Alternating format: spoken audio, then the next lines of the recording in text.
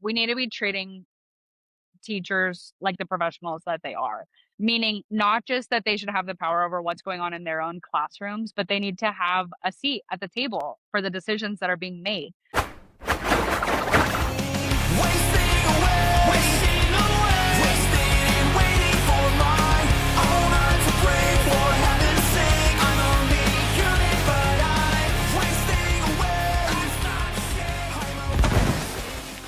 Welcome to Expired Optimism, where real conversations meet real people. My name's Tony, and with the new school year coming up, I want to take a look at the education system and why so many teachers are struggling with this profession. I'm joined by Amy, a former teacher, and I want to hear from her experiences in the classroom and what eventually led her to leave the profession. What's going on, Amy? Hey, how are you? Our mutual friend Callie, connected Shout us, out, and Kelly. I've actually been wanting to do this episode for a while. And with how education has been over the past like 5 years, 5 or 6 years, actually, I think it's been since COVID. You've been seeing a huge decline on like enrollment and schools trying to fill teaching vacancies. That I want to find a former teacher who left the job for a reason, one reason or another. So thank you for joining me on this episode. Yeah, I'm really excited to be here. It's something I'm really passionate about as someone who was a teacher for a while. Like this is a conversation I've wanted to have for a really long time, so I'm pumped. So for everyone watching this episode, tell me who you are. So my name's Amy. I was a teacher for 4 years in Northern Nevada. I live in Reno, and I'm not a teacher anymore. I've actually been out of teaching now as long as I was in. So I was a teacher for a little over than 4 years, and I've been out now for just about 4 years. Um, it's suddenly you instantly ask me a question and I forget everything about myself. Well, You I, gotta love I tell people, that. you never know how boring your life is until someone asks what you do for fun and to tell them Literally, about yourself. I'm like, you're like, uh, TV is not a hobby, right? yeah, I watch What? murder mysteries. Yeah, right. Well, No, but what did you teach? yeah, I taught high school English and Spanish actually. Okay. Which is people are always kind of surprised by that answer. I I wanted to be a teacher forever. Like I feel like I was a kid that school just like really came easily to me. I just like school. I'm a good learner, you know what I mean?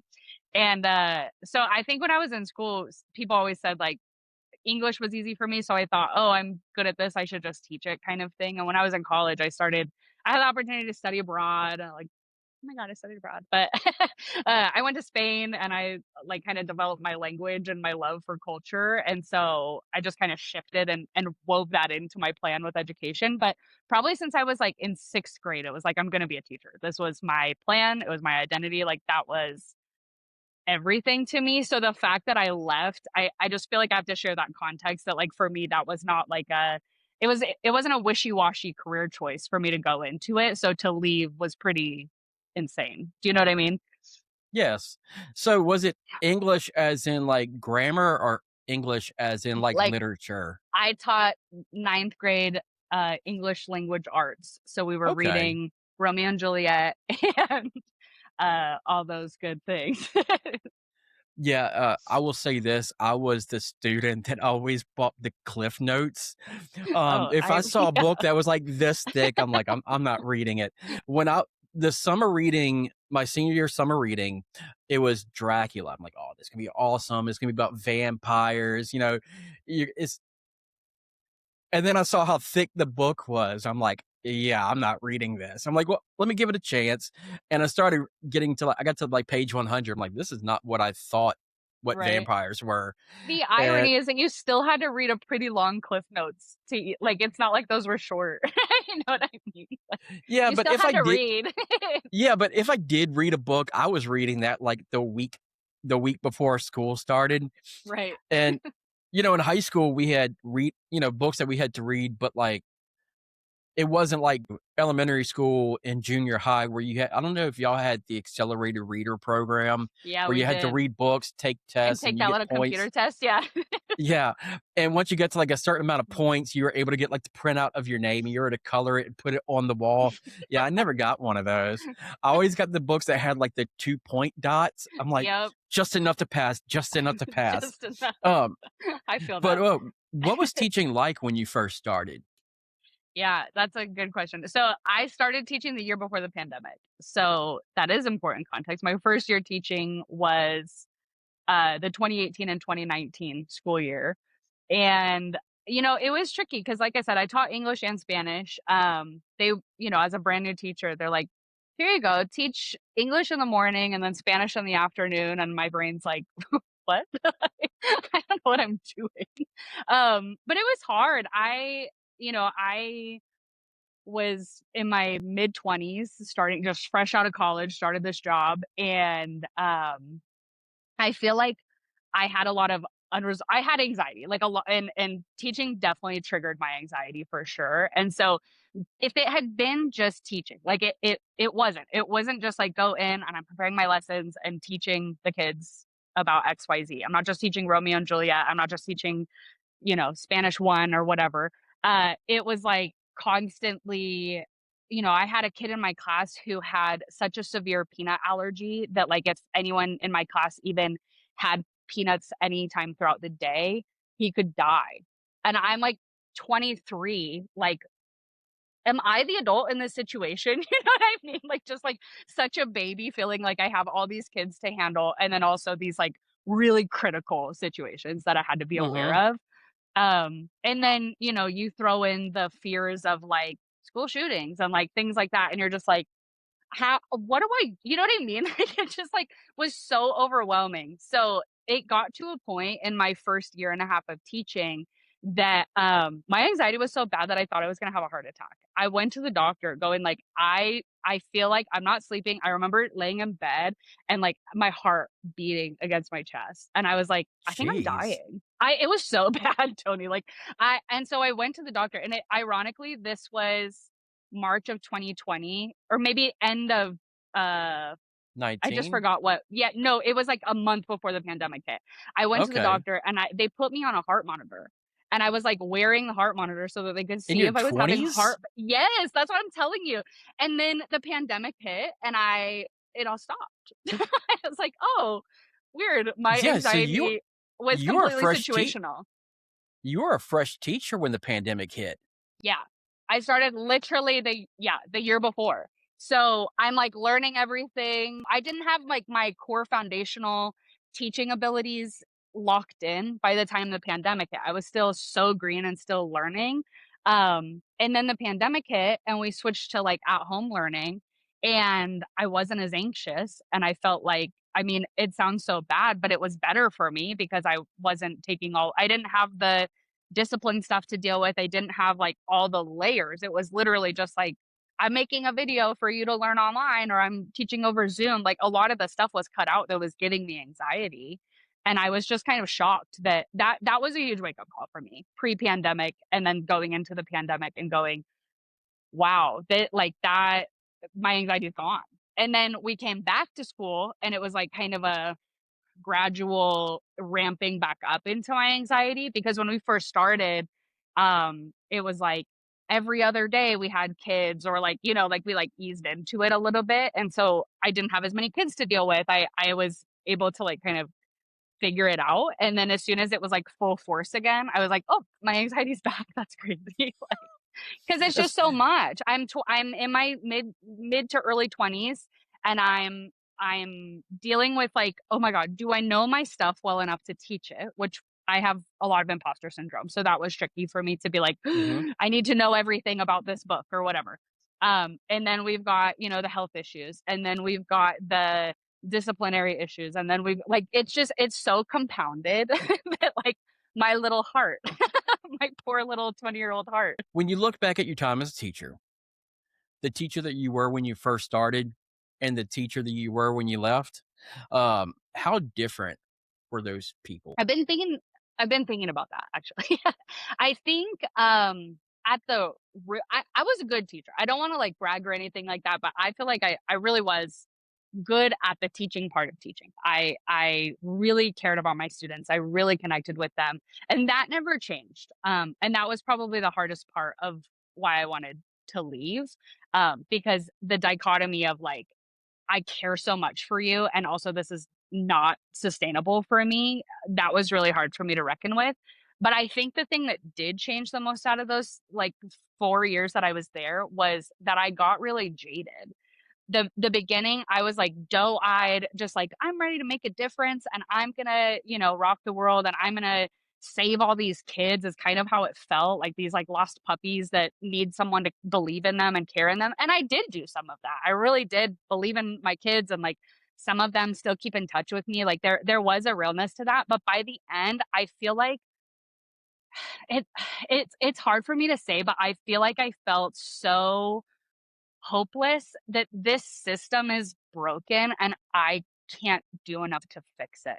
Like, me being a caring teacher, yes, I'm gonna make a difference in my couple of students' lives. I mean, I had hundreds of students every year, so it's not like, but drop in the bucket for like the youth of America. You know what I mean? I'm gonna make a difference in those kids' lives, but like they're gonna go to another class where it's still unfair for them, or they're still getting passed on when they're not quite ready. They don't have their math down, or like it felt like I was just like swimming upstream and not going to make a big enough difference. And it's like, am I going to kill myself in the process? And that's how it felt with how bad my anxiety was. You know what I mean? Like it was like Yeah. this is so unsustainable. I'm either going to drown trying to save everybody, or I can remove myself from the situation and be like, man, I did the best I could, but like I can't. You know what I mean?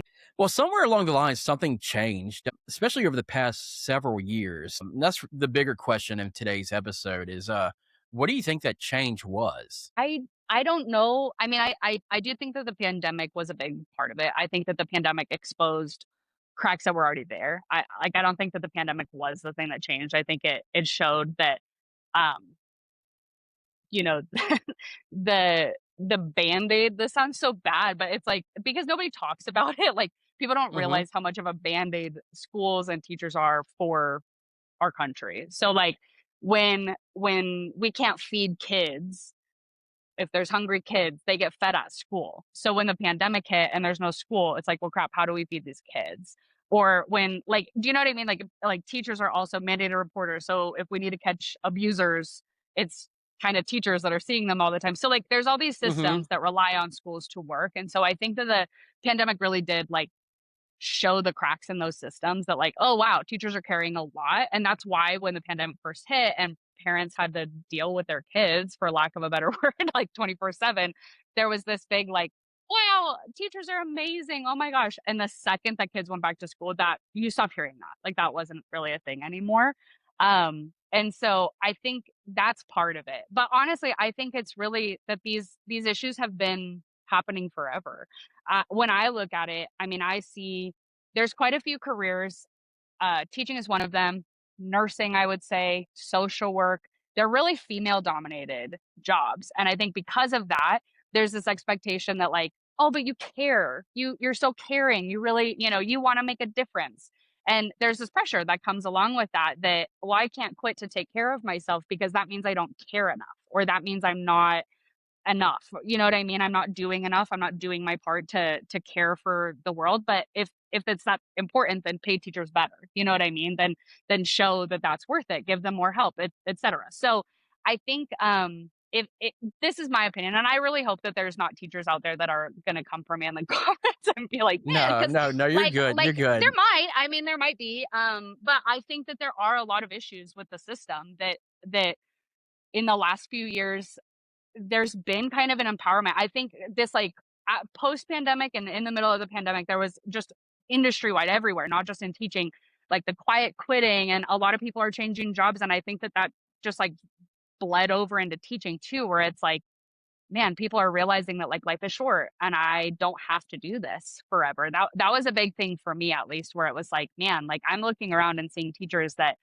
I don't judge them for staying, but they've seemed miserable in this job for a really long time and they've stayed until retirement. And I'm like, man, I'm in my 20s. I've got a long way to go. I don't think that could be me. So, like, I don't know if that makes sense or really answers your question, but it's like there's this huge system.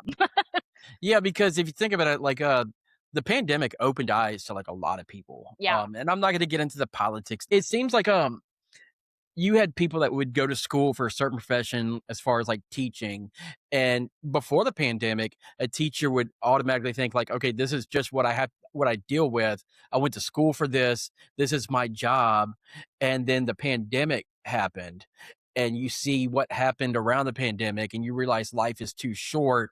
Do I really want to spend the next 2 or 3 decades having this daily anxiety, coming home with all this work, not only the anxiety and all, but the expenses that you put in to like teaching. Oh, yeah, Because, 100%. teaching is one of those professions that is underpaid and underappreciated, you And know, overworked, and heavily overworked as well. overworked. I remember after my first year teaching, I had calculated what roughly my hourly wage would be because there was no way for me to get everything done that needed to get done in the quote unquote 8 hours that I was supposed to be working. And I was already obviously I was getting paid a very low salary, but I think it was like close to like $12 an hour. Like just how much work I was spending grading, prepping, spending time on my weekends, spending time at night, actually teaching, whatever. And then my very, low salary. I was like, oh my God, I could get paid more working at, a burger joint or something like that. Like, I'm like, and I was getting my master's degree at the time too. So I was like investing further in my education to continue on and then spending my very teeny tiny paychecks on pencils because my students didn't have any. It's like, this is crazy. When you talk about the workload, was there also a change in like the curriculum and administration that kind of leads to the change in how the education system is these days? I will say there was I live in Reno, but I was working just a little bit outside of Reno in a pretty rural district. And we didn't have quite the same oversight as some schools do. But I do talk to a lot of my friends and there are a lot of those things happening. I mean, I think the hard thing is that you have teachers that are in their classrooms who I feel like when someone who's not actually in the classroom, not seeing the kids, not actually working day to day with those kids, are trying to make the decision about how and what they should be learning, it's like you're not treating the teachers as the experts that they are to meet those needs and instead saying, well, no, everybody needs to be taught XYZ from this book. And so it did happen a couple of times, especially when I was teaching English, where we would be given this like textbook workbook situation that could almost run itself. It doesn't even need a teacher. And I get the point of that. I get that we're trying to make sure that every kid in every grade and every class gets the same experience and gets the same education, whether they have a really experienced teacher or they have, say, a long term sub. I get that. But you also have great teachers in the room that can make that learning better and can give those kids a better experience, and you're instead forcing good teachers to do things that that's below them, you know what I mean? And so it's tricky. It's like you have people making the decisions that aren't working day to day with those kids or with any kids. It just sounds good. And so it's hard. And then from the teacher side too, it's like you're trying to check so many boxes. You have to teach certain curriculum.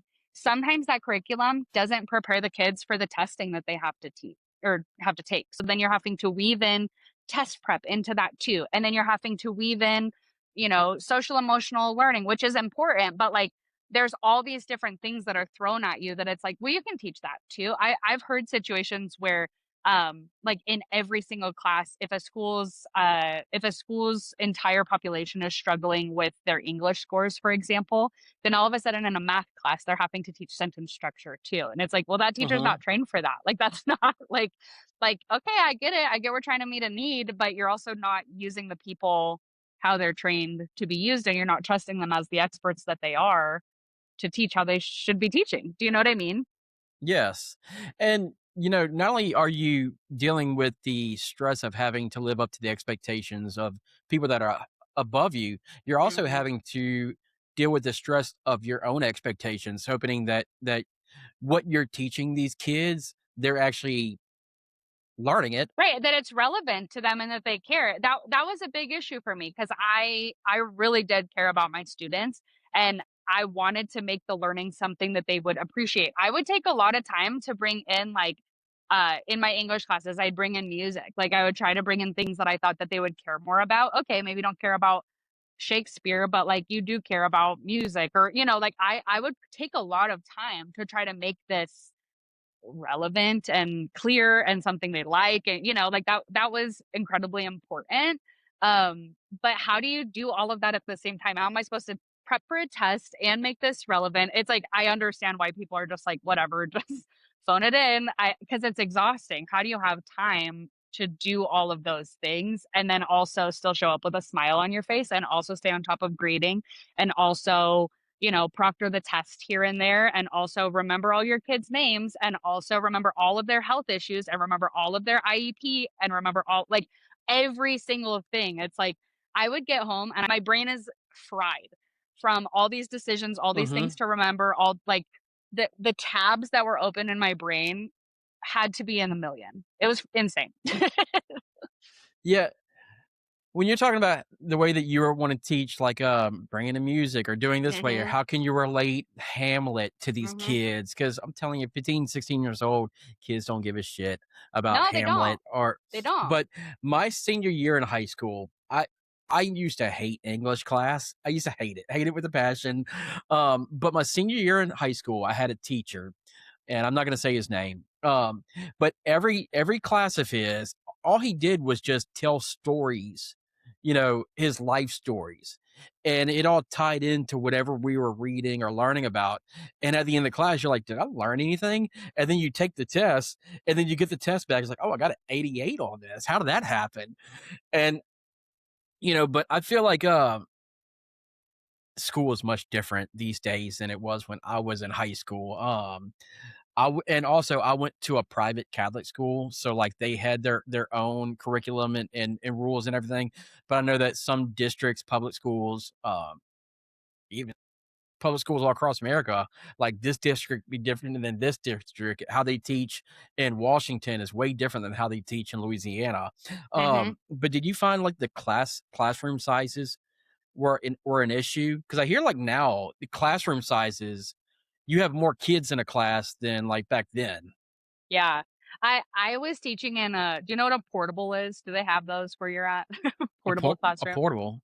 Po Yeah, they're Nah. like maybe they call them something different, but they're like temporary buildings. Oh, yeah, T buildings. Yeah, yeah. Oh, I know okay, you're talking okay. about. So they're called portables where I'm from, but Yeah. I was teaching in a portable, so I didn't have like central air. I did like it was the Ooh. weirdest thing. And I think the biggest class I had was like 32 in an English class. And I had a kiddo who had some like pretty intense special needs, so he also had like a couple like support people with him. And so like just crammed like sardines into this room.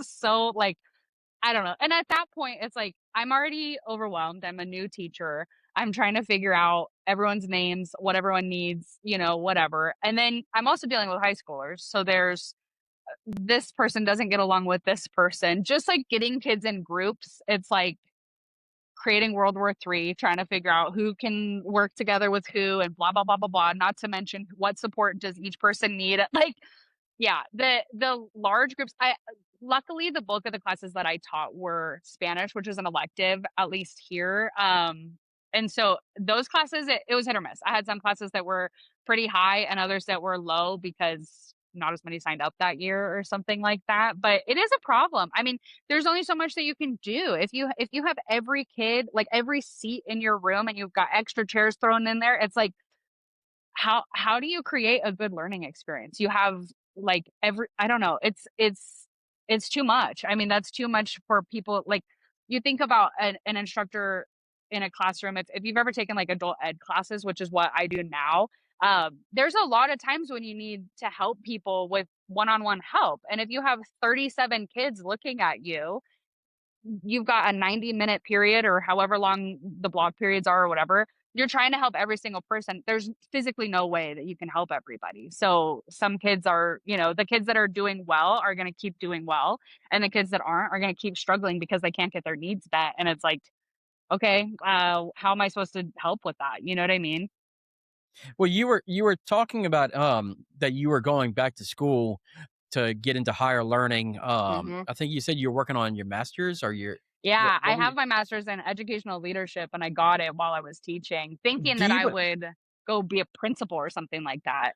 do you believe a lot of teachers feel the need to do that because they believe that's the only way they can actually make the money they need to survive? Yeah, I do. And then they dig themselves into further debt trying to advance in their career, and with the anxiety of the career, they end up just leaving and then just walking Yeah. away with so much student Well, loans. and I think then people end up feeling like they can't leave. That was something I struggled with too when I did decide to leave because I had just gotten now I have 2 degrees into this one very specific field.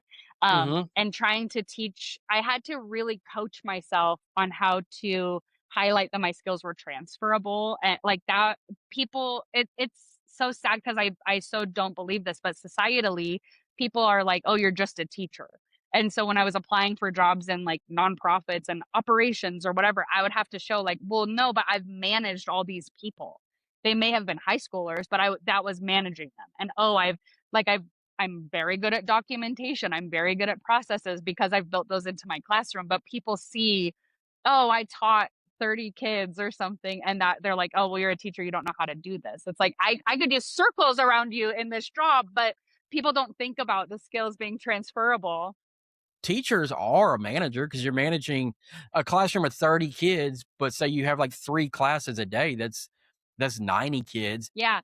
Teachers are the best workers ever. I say that all the time. If there's a teacher that applies for your job, give them an interview at the very least. It's like let them explain what they can do because looking at someone and going, "Oh, they can't do that. They're just a teacher." It's like you're going to be so sad that you didn't hire this teacher because they've managed so much more in a single day than your work probably does in a month. I mean, they really do. I've heard that like nearly half or a little over half of public schools in America are understaffed, and they're having trouble filling those vacancies to where they're short-staffed, Mhm. and teachers have to pick up the slack of, Yeah. this the shortage. Yeah, it does. So where I was teaching, I was commuting like 45 minutes there.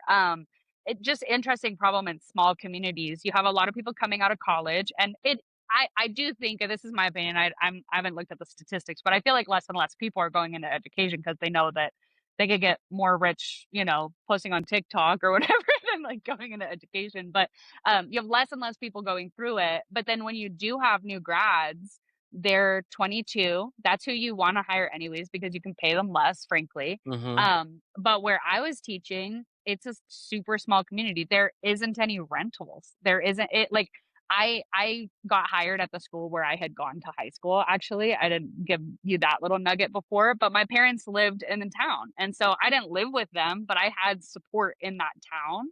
mhm. And if I hadn't, I probably wouldn't have been able to teach there because there's nowhere to live. There's nowhere to like there's no infrastructure to support me living there. So that's like one side of this is that you have new teachers coming out and then going, now what? Or I can't pay my bills or I want to teach somewhere that pays higher like at a private school or something like you were talking about. Um and yeah, so there's less people going in, but also some of the roles that really are what schools need like, they're not the formal teaching roles. They're the custodians. They're the, like, ESL supports. They're the, like, sped aides, like, things like that that, like, help teachers be able to do their jobs, and when they don't have them, the teachers just end up doing that, and so like I said, I taught English and Spanish, right? Um, because they knew I could speak Spanish in my school where there was very few ESL, like English as a second language or English language learner aides, they gave me a lot of students in my class as a first and second year English teacher. They gave me all these kids who spoke Spanish. And that I get it, that's the best they could do, but that's not serving that kid. That's not what that kid needs. Just because I can communicate with them doesn't mean that I am trained in how to teach them the way they need to be taught so that they can have success in the rest of their classes. And so that's what happens. It's like in all of these schools, if there's not enough ESL, if there's not enough, or it's ELL now, I guess, but if there's not enough support, then the teacher, they're just like, well, figure it out, teacher. Hope you have success. And like, okay, great. Now what? So where the shortage ultimately lands, it ultimately lands on other teachers having Mhm. to pick up the slack of the Mhm. teachers that are leaving for whatever reason. Uh, Mhm. you might have for instance yourself being an English teacher, and then oh, we don't have a Spanish teacher this year. Right. You have this period, and this period open. We're gonna make you the Spanish 101 teacher. Right. Here's the curriculum to put on top of the work that you're already doing. Yeah. Exactly, exactly, and it's like, "Wait, what?" You know? I remember I had been hired as a Spanish teacher originally, and they gave me English, and Okay. I was not thrilled about it. I was like, "I don't really wanna teach English, but I need a job, so, okay, I'll figure it out." I only wanted to teach Spanish, that was more fun, and I remember being like, "Oh god, I'm not equipped for this." Like, I don't Well, know how to. which one did you like more? Oh, Spanish, for sure. Spanish? I took Spanish in high school. They offered, 3 different classes. It was, Spanish, Latin, and French. A Okay. lot of people would take French here because there's always, Oh, yeah, Creole that makes sense, French, and yeah. if you know French, you can learn the dialect of the Creole French. Mhm. But I took Spanish for 3 years. I didn't have it my senior year because I wanted an off hour. If you didn't take an elective like that, you're able to get an off hour, and I was like, Right. "Please first or last hour. Please first or last hour." And it was the second hour of the day. I'm like, "Ah, shit." But, I took 3 years of Spanish, and I was like, "Oh, I'm gonna learn this. I'm gonna learn this." And I never used it after that. And then a couple years later, I moved to Houston, and it's like, "Oh, yeah, I should have paid I attention." should So, yeah, you know totally. I'm dealing with people that are speaking fluent, Spanish, and I'm like, "Porque," Yeah, n yeah, you know? hola. No, for I'm sure. like, Lo siento, mi" little Espanol." But, Hey, whatever works. so why do you think teachers are leaving? I think what we were talking about before with quiet quitting and, like, the pandemic kind of revealing that life is short, I think that's a big part of it. I think there is more of a I don't know, social media has just opened up so many more doors than, like when we were kids, our teachers, they were lifers, you know what I mean? It was Oh, so yeah. rare that you They're had a teacher that would leave. old Yeah. women. And they're still there. I mean, they are. Mhm. I went since I went to go teach, at my high school that I went to, a lot of the teachers I was teaching with were my former teachers, and so they're lifers. That's great, and I have no judgment for anybody who stays or leaves or whatever, like, whatever's best for you, but I do think that, the younger generations that are going into teaching are maybe a little more aware of, like, this isn't what I thought it was gonna be. Like, I feel like I was sold this thing when I was in school for this. I was prepared for all of this stuff, and I got here, and it was kinda like a bait and switch. It's like, "Oh, there's way more that I'm being expected to do." And because I was in it for 4 years, I'm not gonna claim that I'm an expert or that I know, what it was like 30 years ago or anything like that, but Mhm. I do think that these responsibilities have gotten added on a little bit more gradually, and so a teacher who's been in it for 20, 30, however many years, it's like, okay, they started with this core foundation of here's how I teach, here's what I do. And then, okay, this year we're adding this on and this year we're adding this on. It's like it has grown. Don't get me wrong. They're still carrying a huge weight, but it wasn't all at once. And I think for younger teachers, we're coming into this like shit show where we're like, wait, what? Like, so you want me, the 24-year-old, to be a human shield if we have a school shooting. You want me to deal with the peanut allergy. You want me to make sure Timmy and Bobby are getting along. You want me to make sure that I'm reporting any possible abuse. You want me to follow like it's too much. I'm And like then on I'm and like then on top of that, all that teaching, yeah, which you're yeah, supposed to that's do. not even like my job, right? It's like, yeah, I'm like, I haven't even planned out what I'm teaching tomorrow, and I'm already overwhelmed by it. And so I think when you consider all of that, it's like it's more of a question to me, honestly, as like how are people figuring it out to stay? And that's something I think about a lot, and it makes me sad. I'm really sad that I left. I'm sad and grateful that I was able to leave at the same time, but I look at my friends who are still in the career and go, I don't know what like boundaries you're putting up for your heart, but I cared way too much that I was taking it home with me every day. I mean, I would cry for these kids. And I I had kids that just clearly didn't have parents that were like believing in them, or clearly didn't have the support at home, or clearly like, and then you also had kids that I was like, good God, like what is happening? There wasn't any discipline happening at home, or, like there's this wide variety of kids that it's just like, I can't fix them all, but I wanted to because I cared. And so Mhm. it makes me But sad. I genuinely wonder, like, how are people staying that are my age? Because I feel like it's so unsustainable that I don't know how you stick it out without like, I'm like, do I have to have a therapist on call all the time? I mean, like, maybe if I went back now that I've, like, worked on myself, because it like I said, it opened up the floodgates for my anxiety, and maybe that's a good thing because I worked on it.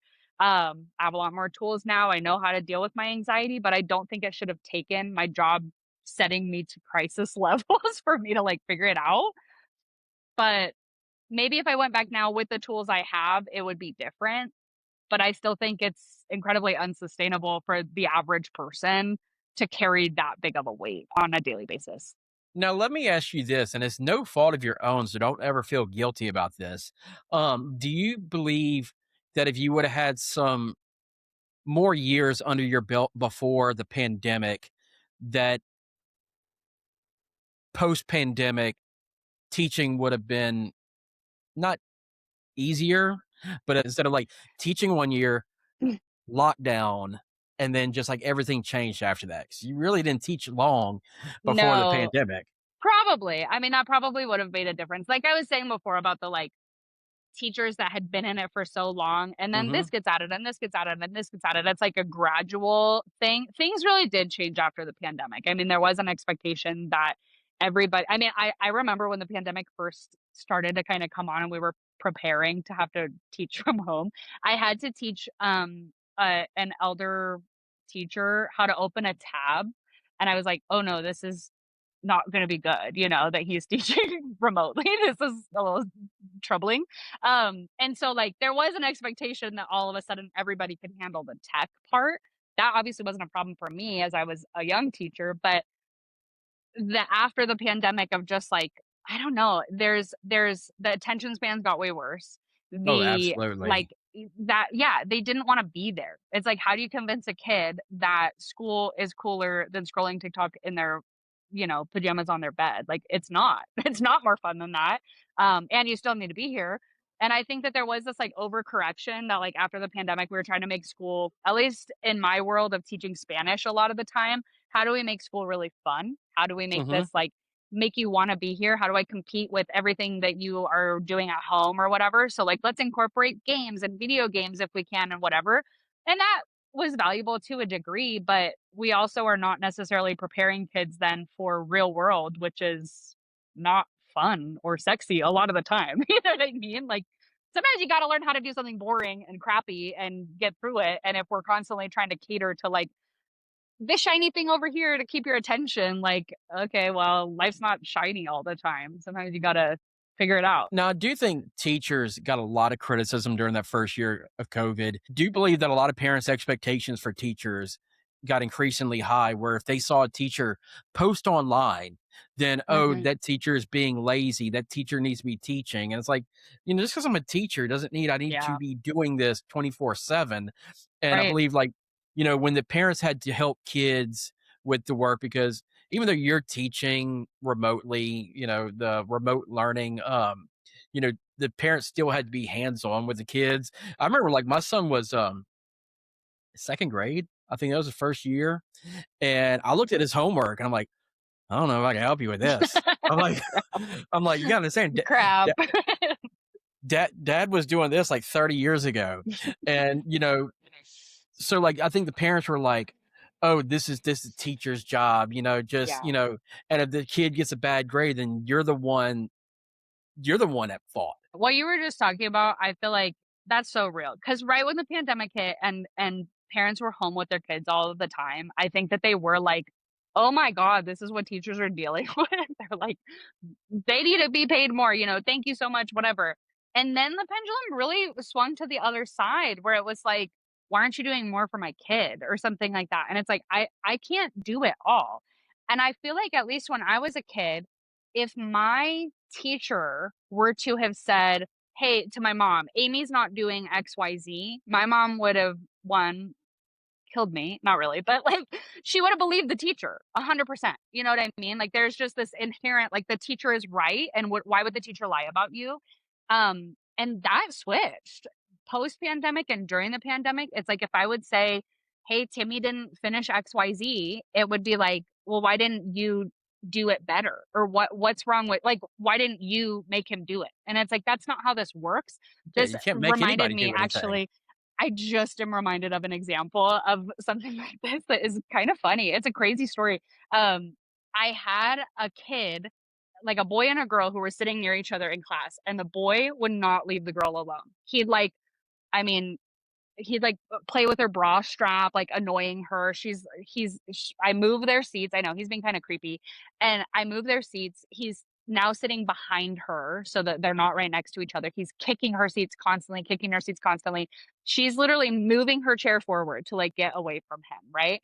He's just like being obnoxious. I call mom and I'm like, hey, your kid will not leave this girl alone. It's getting inappropriate. I've moved him. He keeps moving back near her. He's doing this, he's doing that. He keeps kicking her seat. And mom ignores everything I said about the bra strap and the whatever and goes, well, it sounds like he doesn't have enough leg room. He's a pretty tall kid. Like it sounds like you didn't set him up for success to where he has enough room for his feet. My mom Okay. would have my mom would have freaking murdered me if Right. she Mine found that out. too. Absolutely. It's like but there's this instant kind of doubt of the teacher and like this just die-hard belief in the kid that is so different than when I was a kid. That was like my mom never would have taken my side over the teacher inherently. Like if something bad happened, obviously, like I could have been like, "Mom, something bad," whatever. But like if my teacher called and say, "Hey, she did this," my mom would be like, "What is wrong with you? Why did you do that?" Not, "Well, the teacher must have messed up." And that distracts other kids and also distracts your Mhm. teaching because say you have like I'm guessing classes like 50 minutes long. I'm trying to think of how long they were when I was in high school, Mhm. but let's just say 50 minutes. And you spend 5 minutes disciplining a kid or like focusing on that.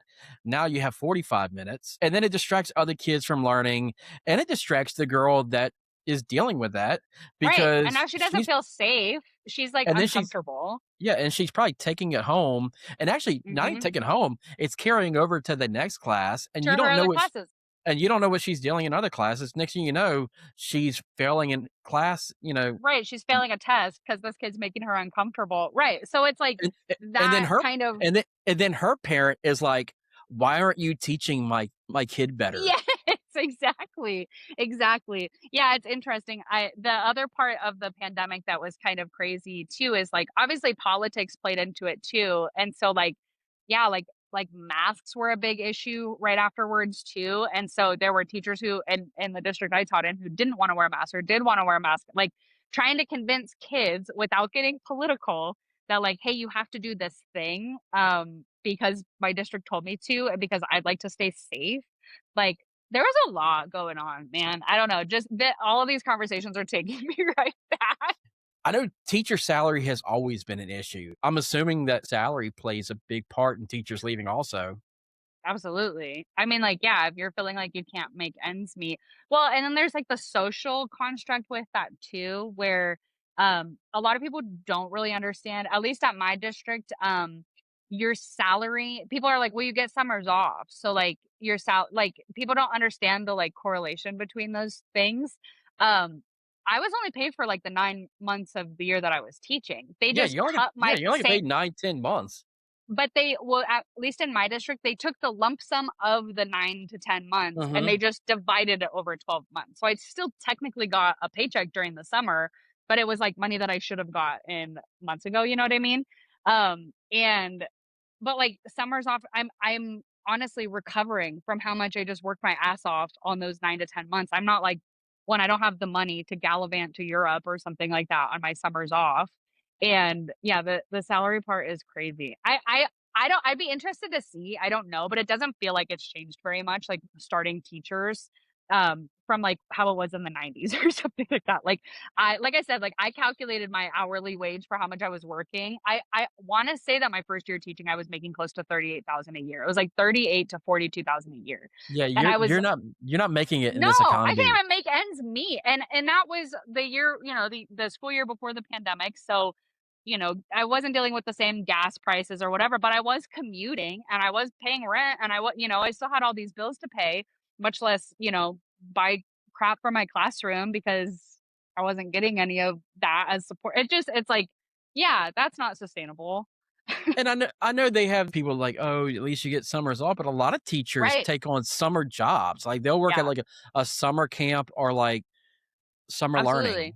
Yeah, Uh, or even, like, bartending on the summer. I know a lot of people that pick up, like, event work or something like that during summer. They'll, like, do wedding planning or things like that, like, however they can to fill in their time to try to, like, connect and the dots it's between that.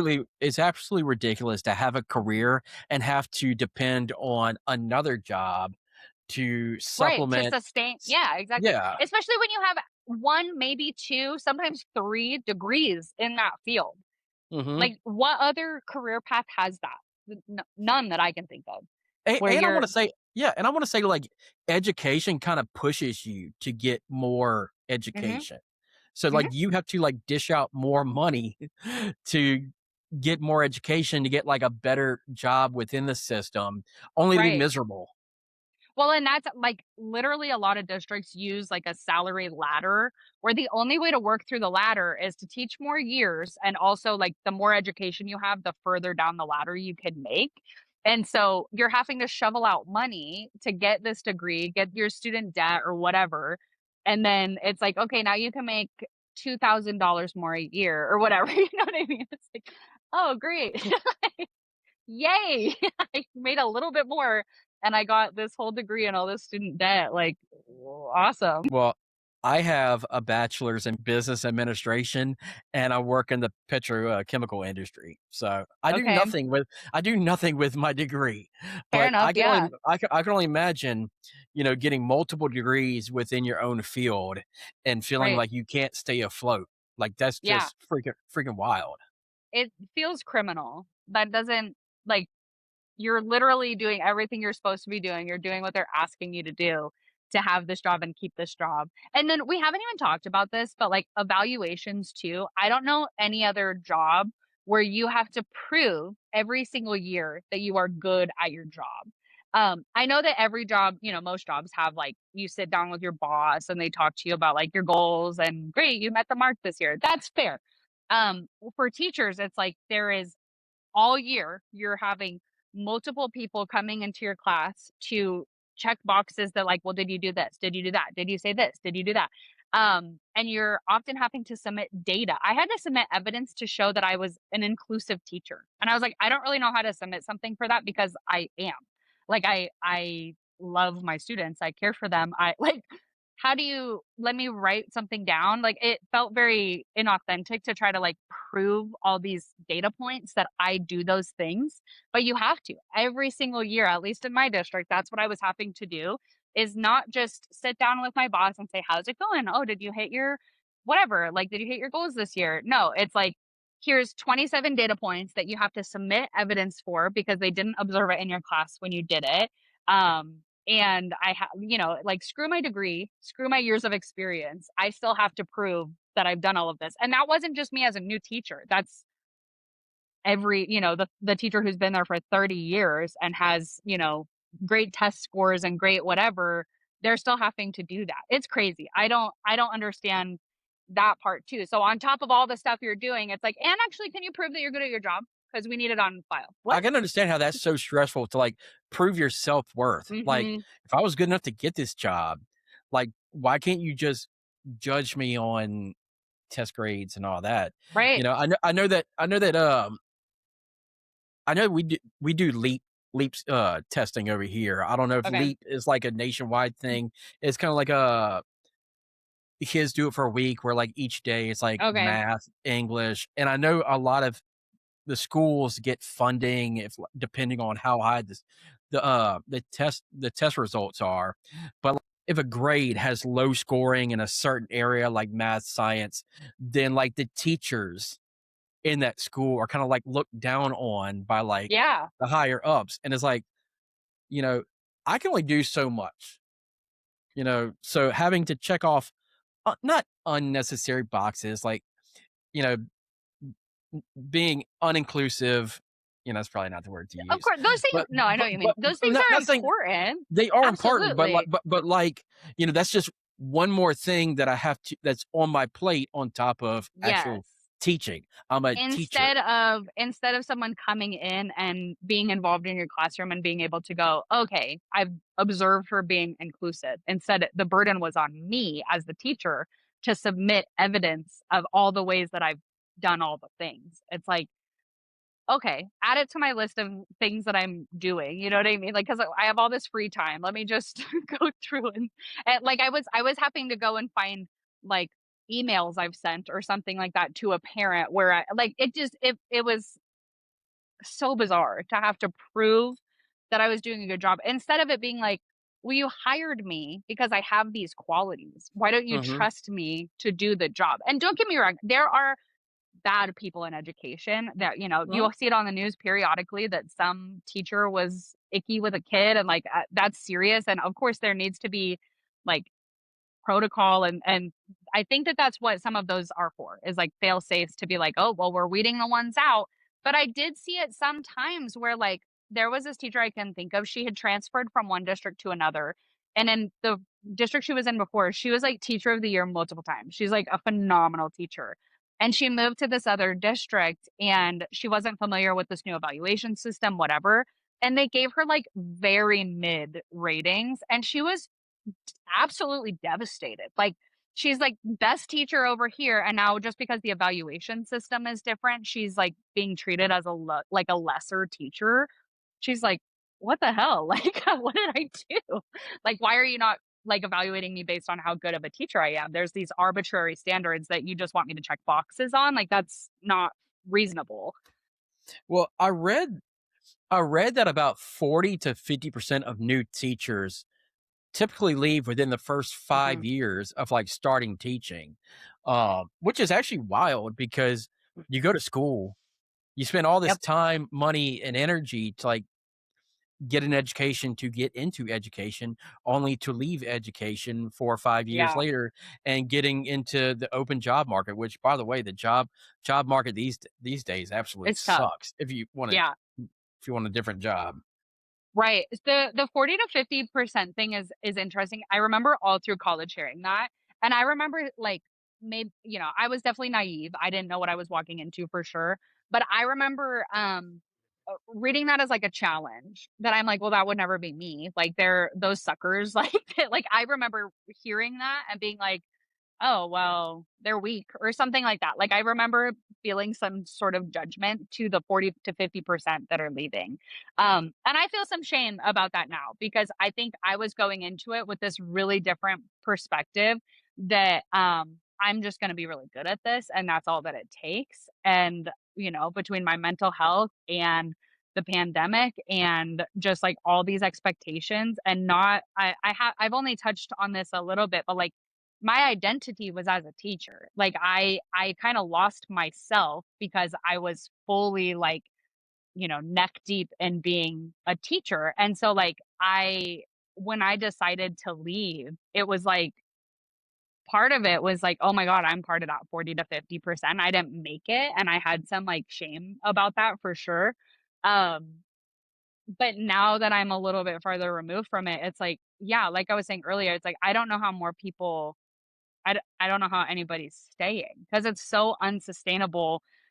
I mean, you can't afford anything. You're overwhelmed. You're just carrying way too much and not getting any of the support financially or otherwise to be able to make this work. I it's like I'm curious if that's actually higher now, you know? Well, I do believe that, and it's not necessarily just for teaching, I believe it's Mhm. any profession, but if you're not good mentally, then it's gonna be Oh hard yeah. for you to, Yeah. you know, Yeah. actually do your job, especially being a teacher and hoping that the the students that you teach, you know, reciprocate what you're teaching them. And I just understand how all the anxiety that you have from being a teacher and then Mhm. having to imposter syndrome, Mhm. hop into a classroom and be teacher Amy. And then Mhm. you leave your classroom for the day and you just feel totally like just, ugh, I'm so I'm so ready to just sit on the couch. But then you bring your Mhm. work home. Mhm. But do you think students have changed, especially in the past 6 years? Yeah, I do. I think there is I it's obviously compounded. I mean, there's the fact that whatever grade these kids were at when the pandemic hit, they have a gap from that for sure. Like they just fundamentally didn't get the content that they were supposed to get at that age. And so there's that. And then we couldn't hold back every single kid, so all of them got passed along essentially. So there's that. There's also I think that parents have changed in a lot of ways, like just parent like I was talking about before, the like expectation that my kid is right as opposed to the adult that's telling me about them is right. Like that definitely played a factor too. Um, the reliance on screens. I mean, I was teaching a few years ago. I can't imagine it now because I could not get my kids to put their phones away. And that's only gotten worse. I mean, we all know how addicting social media is. Like that's what they want is people to be on them all the time.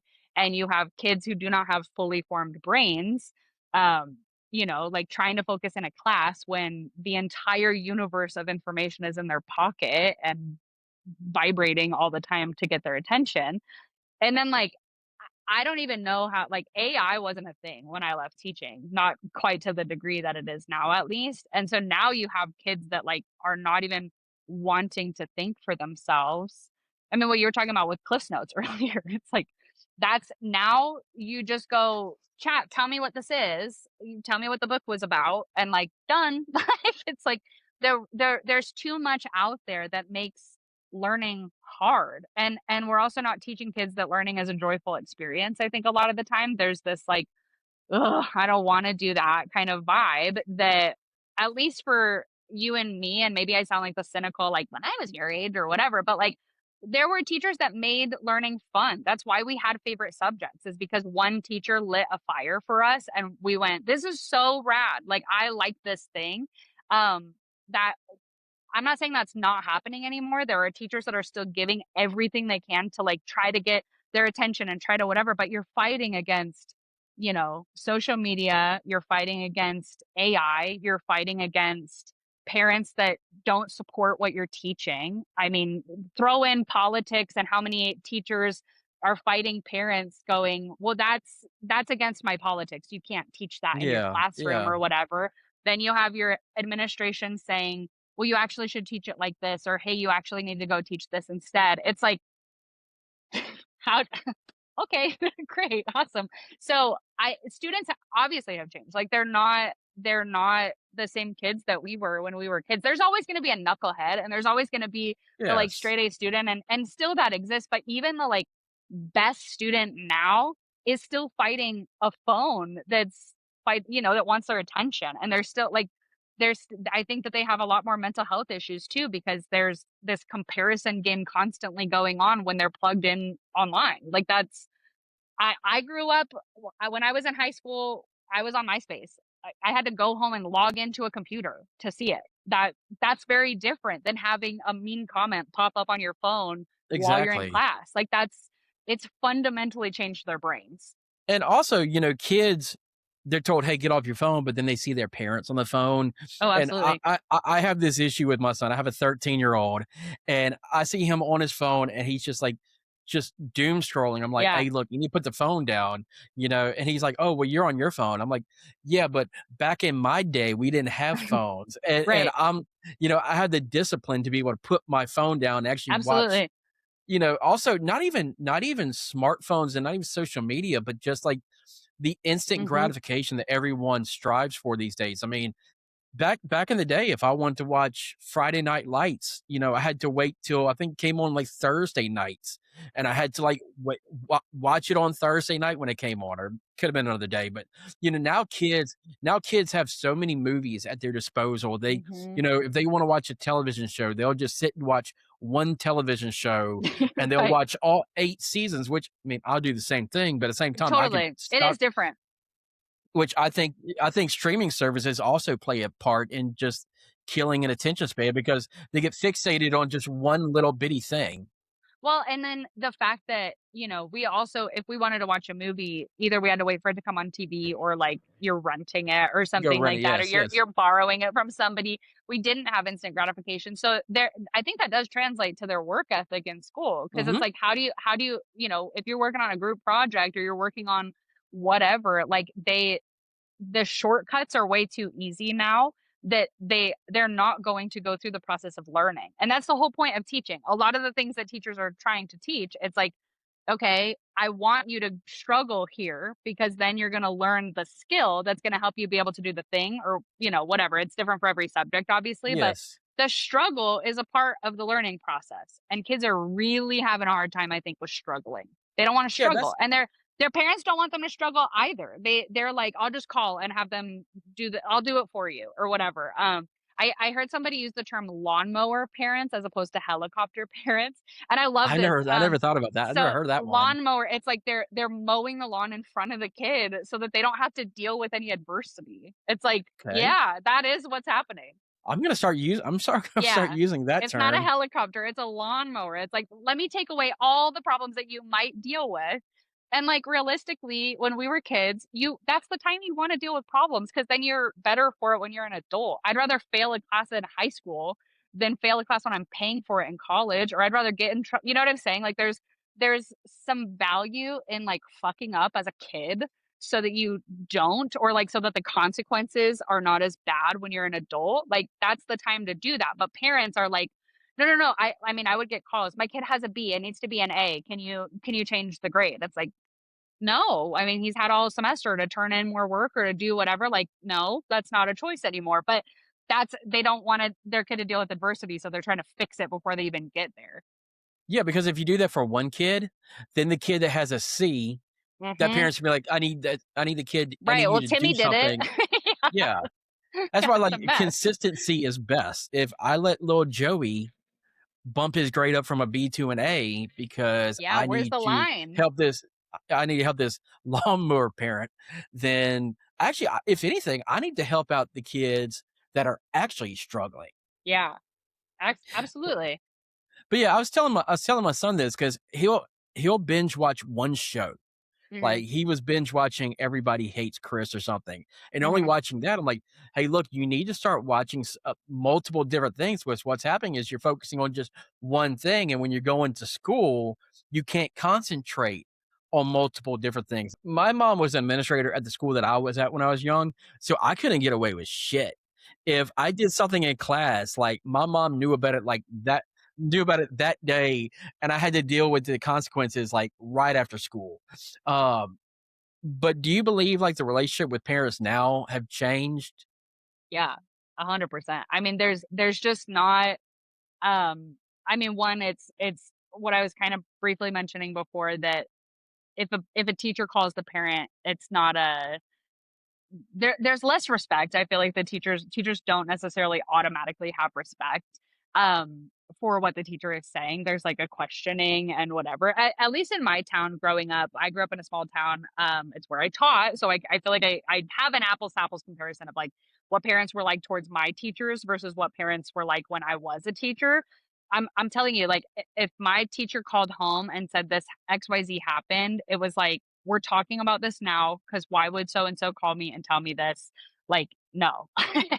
And when it would happen when I was the teacher, same community, same town, it wasn't just like automatically trusted. It was questioned, or it was, why didn't you do more for my kid? Or what's kind of like, what's wrong with you was the attitude. Um, and that's really surprising to me because to me at least, and maybe it's because of the pandemic or technology or something like that, when teachers are seen as experts, then the parent looks at it and goes, well, they know more about math than I do or whatever. So if they're saying my kid's struggling, then I believe them and I trust that they're getting them the help that they need. Or, they're in the class, there's this attitude of they know something that I don't know and I trust them in that. And I think that there has been a shift in terms of respect towards teachers, um, where it's turned into this like challenging thing. It's like, well, you're just a teacher. You don't know what you're talking about, which I that like boils my blood. But it's like, what do you mean I'm just a teacher? Like I'm trained in this. I know how to like the societal, I feel like, kind of relationship with teachers in general has kind of eroded. I feel like there's not the same um they're not seen as experts in the way that they were at least when I was a kid. I know that that's always been something I think that has struggled a little bit, but it's worse now. And so when a teacher is calling and trying to get support, I mean, and it's not always bad things. Sometimes it's like, hey, I'd really like your help as Timmy's parent to it's always Timmy for me, I don't know. Like as Timmy's mom, like I'd really love for you to like read with him. I'd really love for you to like Yeah. help him out or whatever. Like, hey, like this would be helpful. I think it would serve your kid for you to do that. And it's like, wasn't that your job? It's like, well, I'm not there at It's home a with them. So, like, I need it's help almost or like discipline. yeah, it's almost like they Like, see you as a babysitter in a way. yeah, a lot of the time. And so it's like, but I can't teach your kid respect. That's at home with you. Like, I can't be there to hold Timmy's hand every moment of the day. I'm letting you know what I'm seeing, and I think it's going to be an issue, but like, you're the parent. I can't fix like what's going on in your house if you're not telling your kid, to get his shit together, then there's only so much I can do. Like, but there's like this like, well, you fix it, teacher. Well, are we seeing a decline in education or a system that's struggling with the current environment?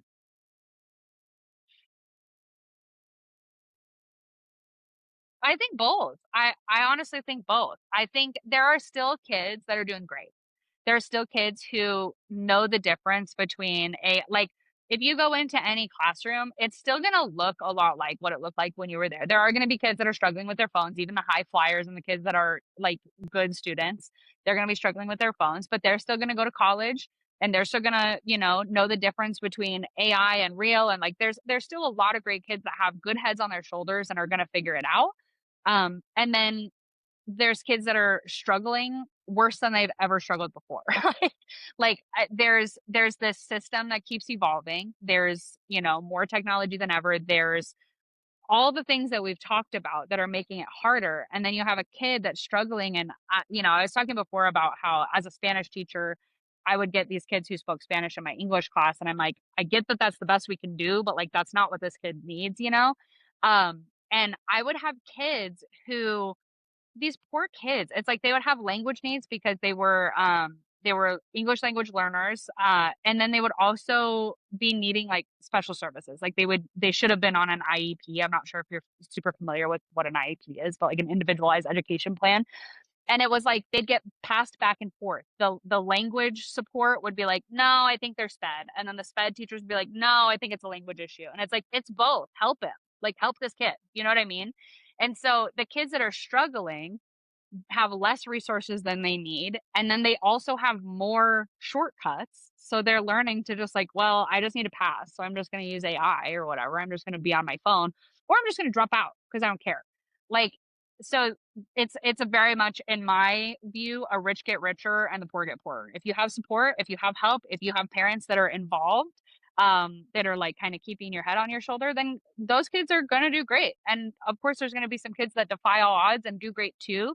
But like whatever the rich get richer and the poor get poorer that existed when we were in school, I think it's only getting worse because the kids that are lost in class, they're getting passed on to the next grade because teachers don't have the support to like hold a kid back. The class is already big enough. They're like, sorry, Timmy, I'm going to pass you with just barely the grade that you need so that you move on to the next grade. But then they're behind in their next class and then they're getting discouraged and then they're, fighting or something like that in school. It's getting worse for this poor kid. And then also that's teaching them, well, screw it. Why do I even care? I'm just going to fight and get suspended so that I don't have to embarrass myself in class. Or I'm just going to use my phone to like cheat or whatever. Like, I mean, it's so easy to cheat now. Like, how would you not cheat? How would you like resist the urge to cheat? I mean, kids have been cheating forever. Like, of course. But like now you Yeah, have but it, the but it, yeah, but ability yeah, to cheat so it's easily. easier now. Yeah, exactly. Especially So how do you I resist remember. the temptation? I mean, we Yeah, wanted to, read the Cliffs Notes or whatever because we didn't have time to read the full book. Now it's like I don't have to do shit. I just show up and look it up on my phone and be sneaky about it and sit in the room where whatever, I'm just going to cheat my whole way through school. So I'm really not learning anything. So then that kid's set up for failure. So we've talked about the larger issues, but ultimately you left this profession. I want to know, what was the day like that you decided this is the end for me? It was definitely not like a one day thing. It was something I Mhm, grappled with for a really long time. And a lot of my like trusted teacher confidants and stuff were trying to encourage me. Like, I know your first few years are hard, like keep with it, keep with it, keep with it. And I just kept like, I don't know, every day being like, what trying to figure out what my gut feelings were saying about it and going, "This just doesn't feel right." And it finally came to the day where I was like, I'm gonna do it. I'm gonna submit my notice." I submitted my notice probably in, like, February of a school year, so obviously with the intent that I was gonna continue out the school year. Um, but I just remember feeling so relieved after I had submitted my notice. It was like I felt trapped. Like, I felt like my whole identity was wrapped up in being a teacher. Without being a teacher, I didn't know who I was, and I'm still learning. I mean, I've been out of the career 4 years, and people still know me as, like, "Oh, hey, are you still a teacher?" And, like, that's hard for me, everyone I went to high school with still knows me as that, and I'm not, and it's like, well, I'm still, like, related to education, but, like, no, I'm not a teacher anymore. mhm. So, like oh, sorry, my dog wants to join the conversation. Oh, no, it's This all is good. Brandy. But, like, I Aw, just remember feeling so, like, "Okay, I'm gonna survive." Like, my mental health was mhm, so poor that deciding to leave, it felt like I remember using the imagery that it's like, "You know what? I know what's behind door number 1, and it feels like it's killing me, and door mhm. number 2 might be shitty too, but, like, I need to go see what that could be," kind of thing. Yeah, it was hard. Like I said at the top, like, I wanted to do this since I was in, like, 6th grade. That was always my plan. I always wanted to be a teacher. I always wanted to care for my students. I've always loved to learn. That's always been my plan, always been my goal. That's all I ever talked about doing. I didn't have a backup plan. I didn't have a safety net. And so to decide to leave and be like, "Oh my god, I can't do this." Like, that was not just a career move, it was like a life shadow. Like, I did not know who I was, you know what I mean? And so that was it fucking sucked. Like, it really sucked. Well, if you could change 3 things that would have helped you with that decision, what would 3 things be that could change to help you maybe not leave the profession? I feel like it's oversimplification if I say higher pay, but, like, more support for the job. So, like, higher pay, but also more people in the role, like, just, like, more infrastructure basically to support teachers. Um, I would say respect from society, like, that was a hard thing. We haven't even touched on this, and I don't wanna jump into it now because 'cause it'll derail, but, I can't tell you how many when I was single and I was a teacher and I would be, like, on, Tinder or whatever and say that I was a teacher, how many guys would be like, "Oh, you're a teacher, huh?" Like, that it was, like, infantilizing, you know what I mean? Yeah. That it was like, "Okay, great." Like, I didn't even think about it that. That's all I cannot even tell you how many times that happened. It was gross, and it's like, you don't respect me. Like, I'm smart. Like, I'm really good at my job, and I'm very intelligent. Like, you putting it down to, like, a fantasy of yours is so diminishing, but that's a weird example of the same thing, but, like, that is what was happening. Like, there was that's how I was treated by men, but also just in society, it was like, "You're just a teacher." Like, "You're mhm. okay, whatever, you're just a teacher." And as a 3rd thing,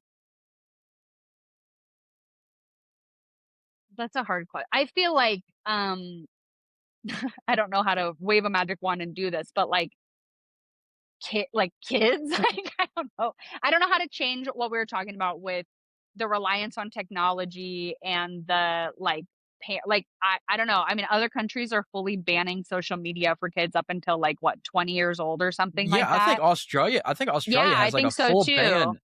Yeah. I mean, I would be very curious to see what role that plays in education in Australia. I think that's really a big deal, honestly. Well, I think they have some schools now that have the Yeah. phone lock to where you Yeah, yeah, can't yeah. like I know that's You not can't get to 'em. banning social No, for media, sure. but I like mean, it's helping to some degree for sure. It's something. It's better than nothing yeah. for sure.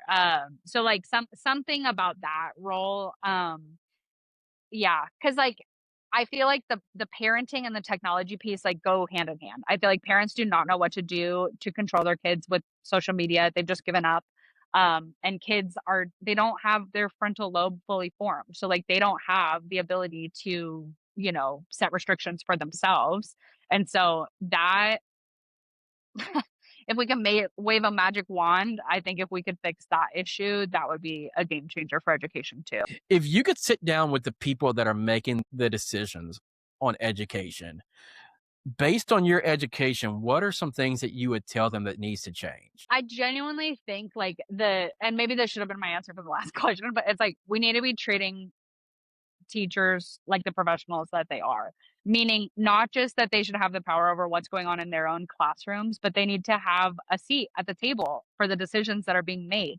We have people in in state Department of Educations, but also in the, Department of Education federally that like have never taught. They've never set foot in a classroom. And it's like how is that what's being made like how is that factoring into the decision when there's not even a teacher in the room to say this is the experience? And every single teacher and every single school has a different experience because the topic or the grade level or whatever that they're teaching is a little different.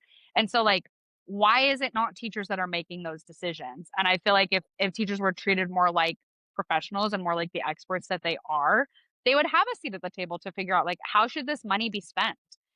What resources do we actually need? I can't tell you how many times, you're at a district and you're like, "Oh, cool. Like we got some money. Like awesome. I can't wait to see what they spend it on." And you're like, "Why did they spend it on that? That doesn't even make sense. Like that what a waste of money. I need, my kids need books and it was spent on some like flashy whatever." I want to bounce an idea off your head to see. I don't know if they actually have this in schools, but they do have counselors for kids.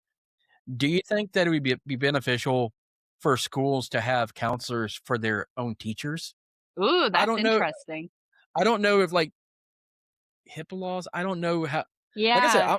I'm very naive when it comes to this, but I think that they just had an extra counselor for teachers to where they're I not think bringing. I think in theory, that sounds great. I think unfortunately it would get weaponized, which sounds really messed up, but I think that like what would happen is that maybe I'm a conspiracy theorist, like I'll own that, but like I think that Mhm. someone would be like, "Oh, so and so saw the counselor 3 times last month. They must not be doing well. Like let's go check in on them and check their evaluations," or something like that. Like I will say my district and a lot of districts have resources for stuff like that.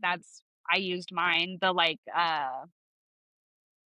employee, I don't know, one of those programs where like you can see a therapist for 3 sessions for free or Yes. whatever, like, Yeah, they we had had that with some benefits my like that. job. Yeah, Yeah. yeah, yeah. Yeah. So, like, they had that, and that was useful, but I feel like there does need to be more support than that. It should be like, you can have access to a counselor at any time for as long as you want to, but I think if it was in the building of the school, somehow It someone would definitely yeah, I can see it get it would weaponized, yeah. or it would also,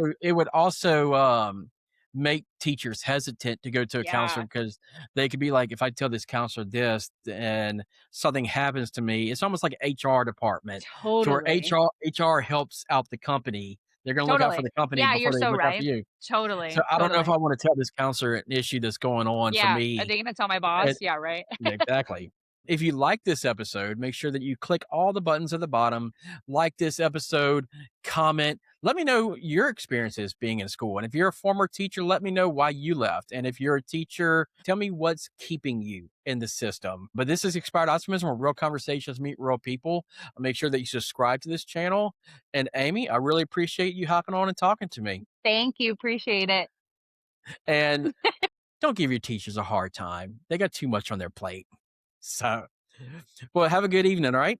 Yeah, you too, thank you.